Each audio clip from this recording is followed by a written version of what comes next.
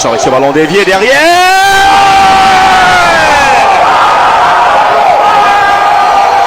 Seulement 5 minutes de souffrance après avoir encaissé le but de la Dynamo. Derrière le flambeau de l'Ouest, Riergi bien sûr, Cory sait bien le faire.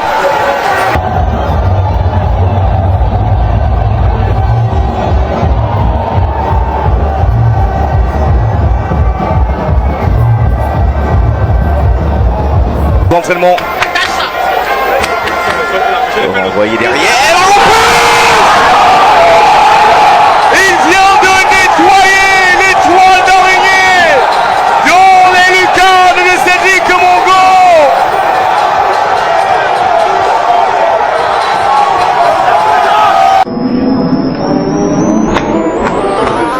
On va envoyer derrière. Les amis, bonjour. Un petit tour de partage en début de semaine. J'espère que la semaine démarre bien de votre côté. Dynamo de Douala contre Unisport de Bafang, 1-2.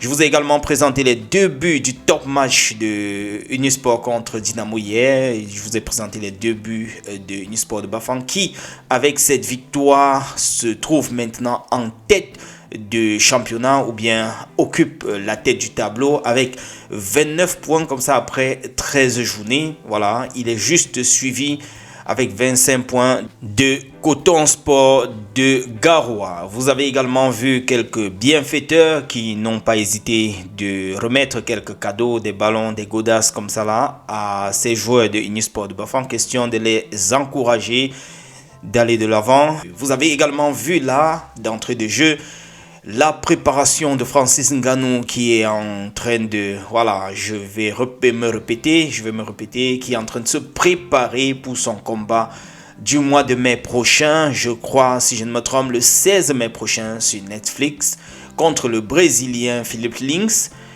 Un événement qui sera streamé sur Netflix, une première en tout cas en MMA. Un retour satisfaisant pour Dani Namasso qui a délivré une passe décisive lors de l'ouverture du score face à Havre. C'était donc à la 18e minute.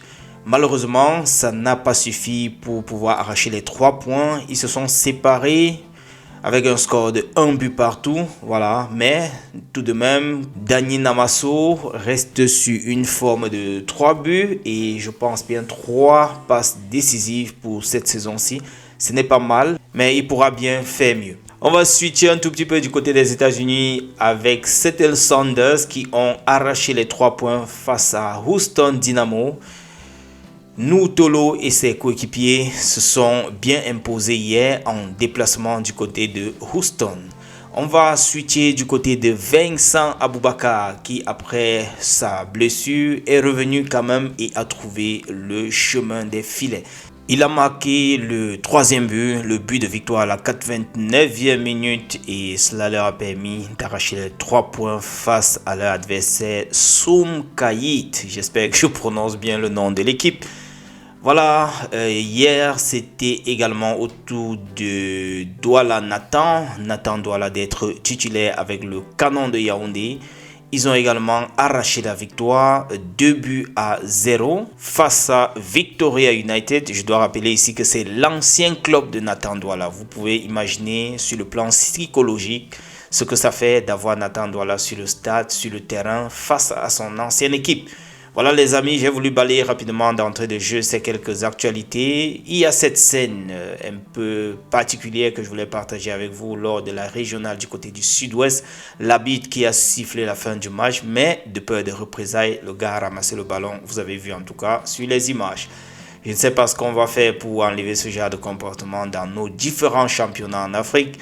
Mais bon, j'ai voulu partager ces clichés avec vous. Je voulais suivre la réaction du coach de Unisport de Bafang après cette victoire-là. Et également, je vais également vous partager, comme vous pouvez voir là, ce cliché du cadeau offert aux sélectionneurs des Lions Indomptables. Voilà, à la suite d'un match. Les amis, on se retrouve et à très bientôt. Ciao.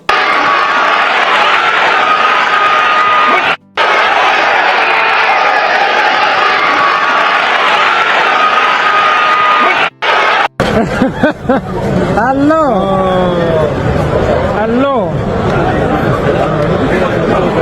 Bapak Manzata. Yes.